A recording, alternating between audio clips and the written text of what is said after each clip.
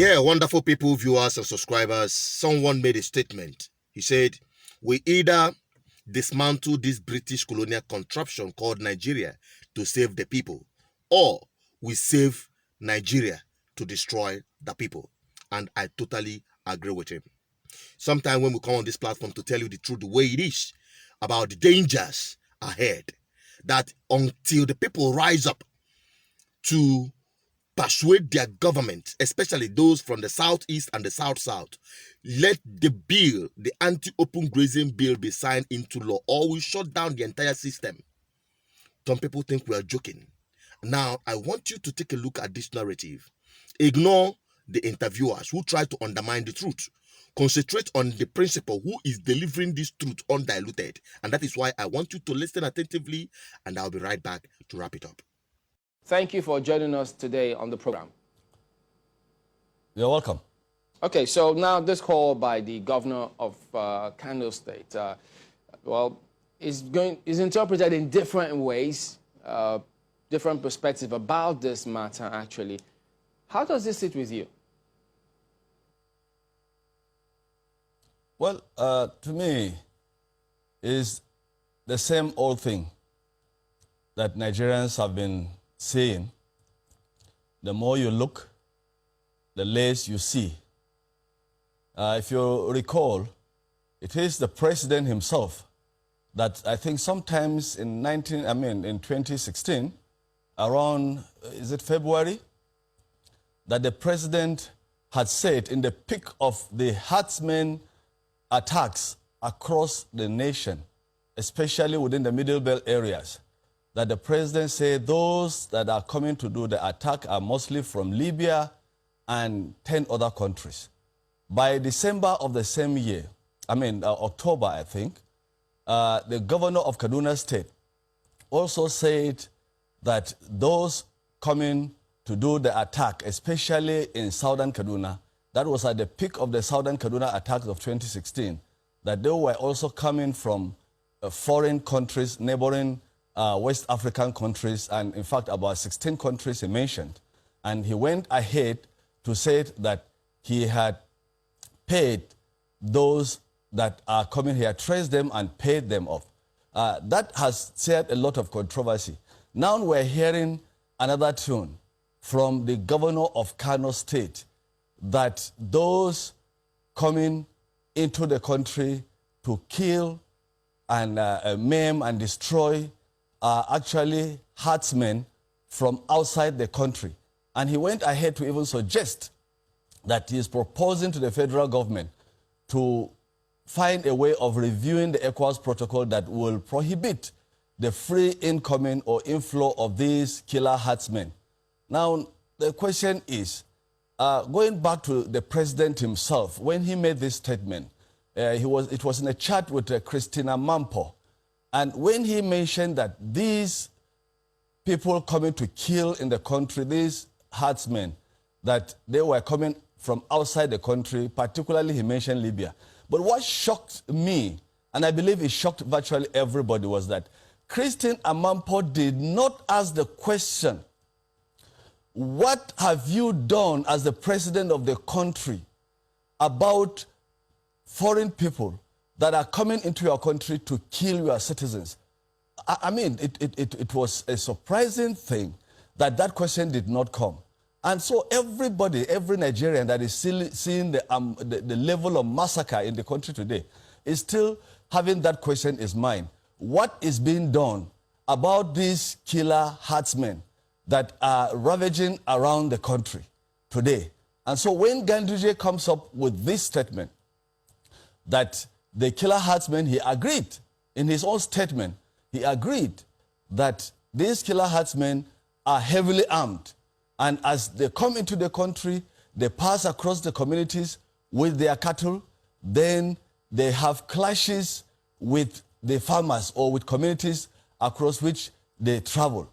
And so that is why he's coming up with this statement. But to me, I think it is all part of the gimmicks. You remember last time I was here, we talked about the Ruga settlement, where the federal government was proposing to establish Uruga all over the nation. by the proposal, they were supposed to establish 6 Ruga in all the states of the federation. Which is part of why he made this recent comment and anyway. of course,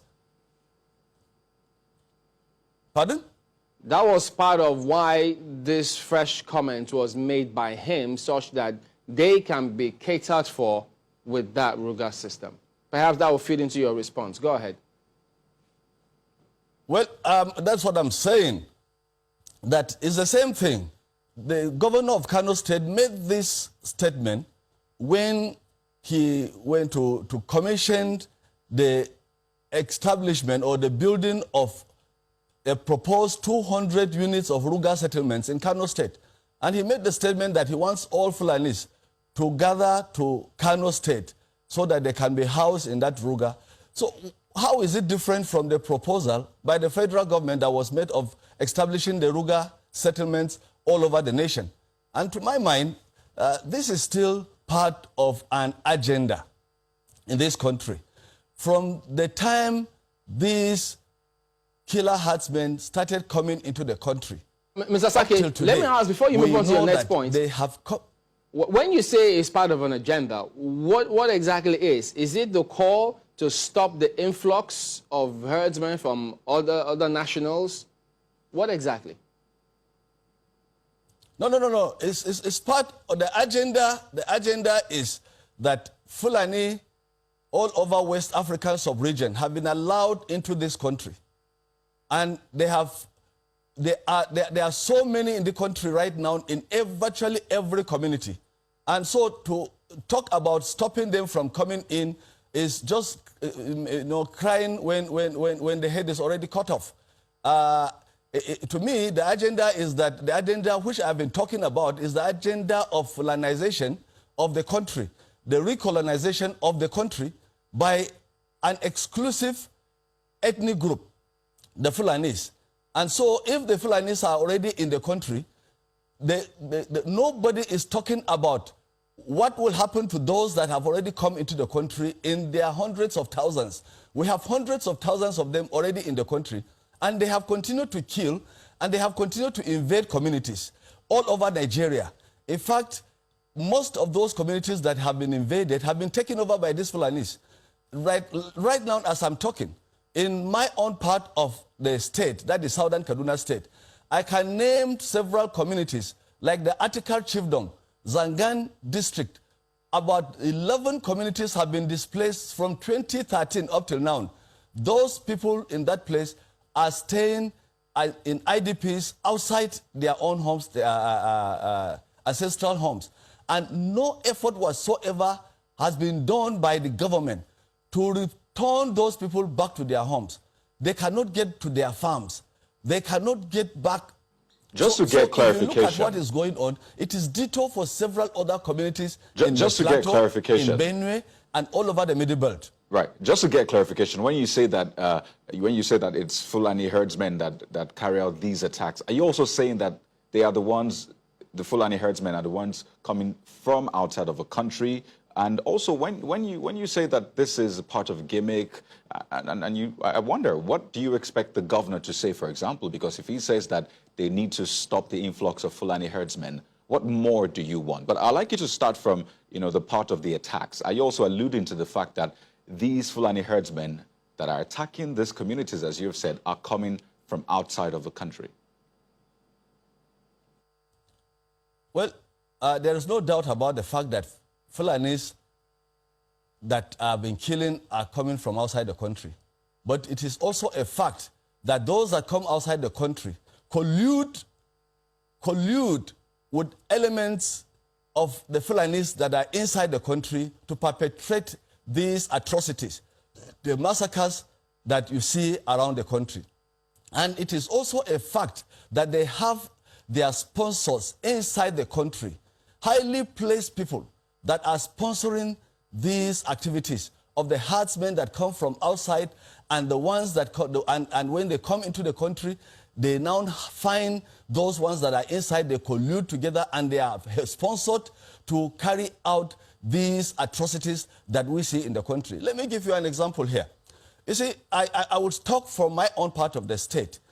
From the 12th of May, just last month, a community called Gonarogo was attacked, where 17 people, it was well reported, where 17 people were killed in one night. And this attack continued from one community to other until about 7 or 8 communities were completely sacked. They are now in IDP camps and during this rainy season. And in fact, most of them are scattered. They cannot go back to their places. And this attack continued again from the 18th to the 24th in a place called Kalla and environs, where more than 15 communities were attacked by these herdsmen. And all these communities also were displaced. And when we reported these attacks, it is the police that came up and said that the attacks that were reported, that it was fake news. We had to go there and meet the IDPs, those that were displaced were in uncompleted primary schools scattered all over those communities. And even the dead bodies that were killed, the people that were killed in their communities, the police could not assist them to go and retrieve the dead bodies. So this is how it has been going on. And the last time I was here, I talked about the establishment Mr. of Saki, we do get the points, quite all right. But we're trying to get across to Mohammed Labar, who is the chairman of Mieti, that's Macban, Southwest chairman, such that we could also get his views on some of these issues that you've raised pointedly against them to see whether or not their views align with that of the governor, who is saying, look, it's about time that they stop that influx. And stopping that influx, with respect to some of the issues, challenges we've also raised, now, if or when government does move, if that his call will be heeded, because many expect that now that they're talking about Ruga, then you might have that sorted. Do you also expect, as a result of this call, movement across the country? Because if they say, look, we have a right to move, is there going to be a conflict in that regard? Yeah, the call, like I said, the call by the governor to stop the influx of the herdsmen across into Nigeria is a very excellent call, but it should go further than that.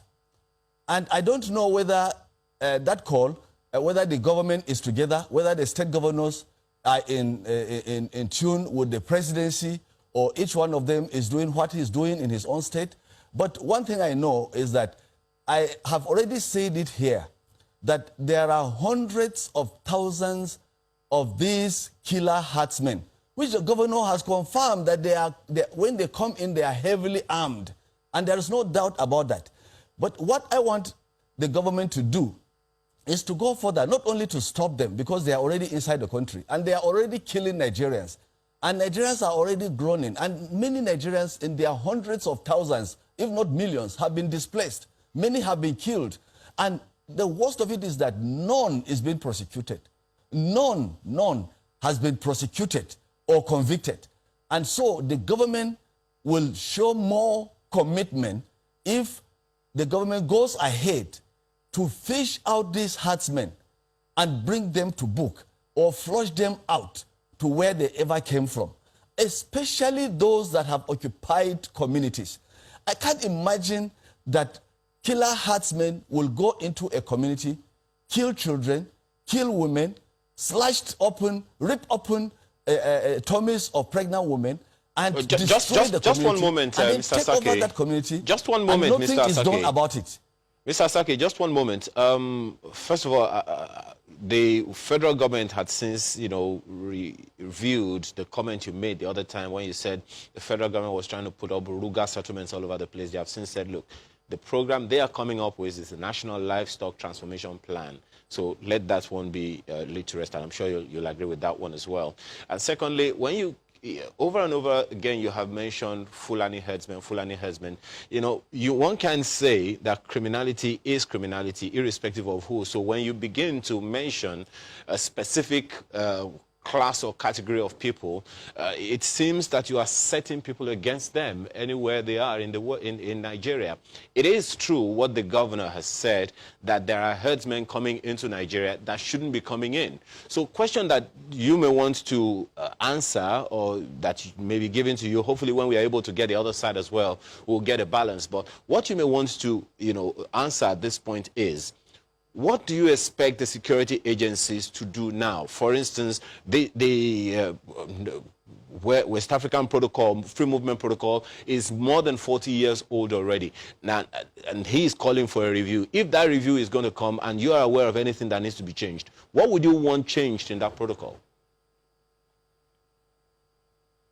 Let me just start it here that truly, if you have not heard that Nigerians are becoming more frustrated with what is going on. When I mention here Fulani herdsmen, I'm not the only one mentioning Fulani herdsmen. And I have all the reasons to mention Fulani herdsmen. But what the media will want is that the media is stopping Nigerians from saying where the problem is coming from. If it is coming from a particular ethnic group, we call them by their name. You cannot call a spade by any other name. Mr. Sake, just one moment. You should also know that there are also law-abiding Fulani herdsmen all over Nigeria. Yes, there are those who are criminal, but you also know that there are also herdsmen who are not Fulani herdsmen who have also been engaged in criminal activities. So when you mention, this conversation has been going on all over the place. So if there are law-abiding Fulani herdsmen, shouldn't they be given their own respect? Well, have you seen any Yoruba people going around the country and everybody is complaining, killing people? Have you seen any thief people or Efik or Idoma people or Igbo people going around the country and everybody is complaining about them? So why can't we mention them? Yes, indeed, there are criminal Fulanis. And let me tell you, in my own place, like I keep saying, there are our own local Fulanis that are also victims of this criminality or terrorist attacks. They kidnap their wives and they collect ransom. But let me tell you, there is difference between criminality and terrorism as it is happening right now.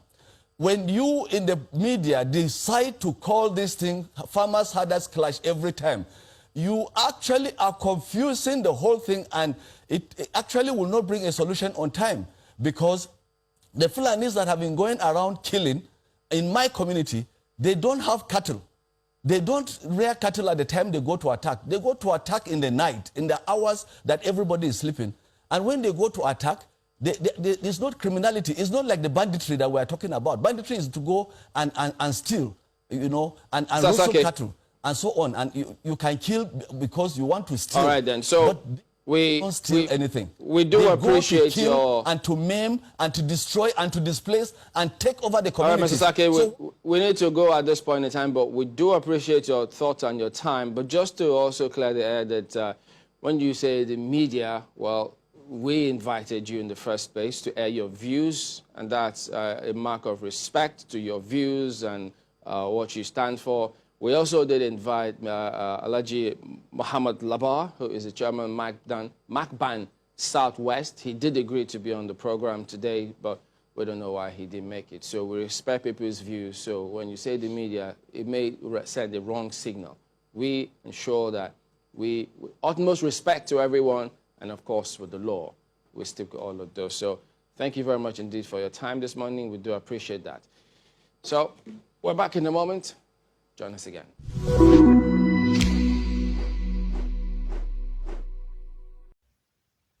When I hear them, that is the simple truth. Now, I have done my part to bring this truth to you. Now, it is left for you to share this truth to everyone around, for them to understand that we are not joking. This threat is real, and the government of the day is not doing anything about it. Now, it is either you save yourself from the impending danger or fold your arms until your villages, your towns, and community is overrun. I rest my case on this. Keep liking, keep sharing, keep subscribing. This platform will keep delivering the truth the way it is. We don't try to be cosmetic with words. We say the truth the way it is.